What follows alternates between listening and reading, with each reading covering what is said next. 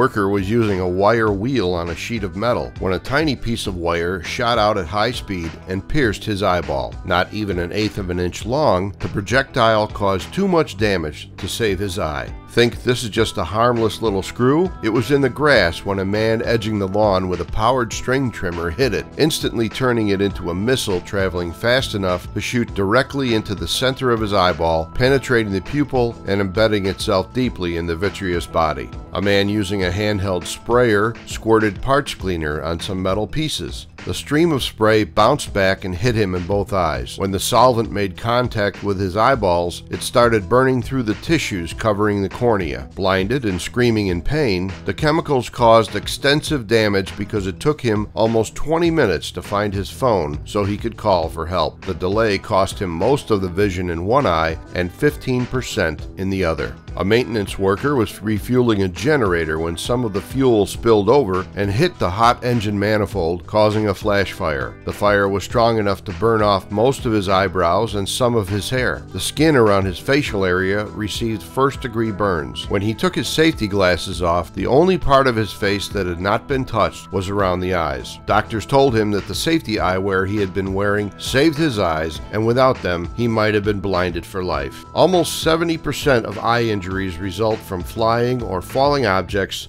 or sparks striking the eye. Of the objects that caused the worst eye injuries, more than 60% of them were smaller than a pinhead. Most of these damaging little missiles were traveling at high speed when they injured the eyes. Chemicals in the eye account for almost 20% of eye injuries. Good safety eyewear is inexpensive, lightweight, easy to keep clean, and scratch resistant. Choose safety glasses that meet universal standards for proper eye protection. For example, OSHA requires protective eyewear in the United States to meet the minimum standards established by the American National Standards Institute, or ANSI. If you already wear glasses, your prescription lenses can be made to ANSI standards.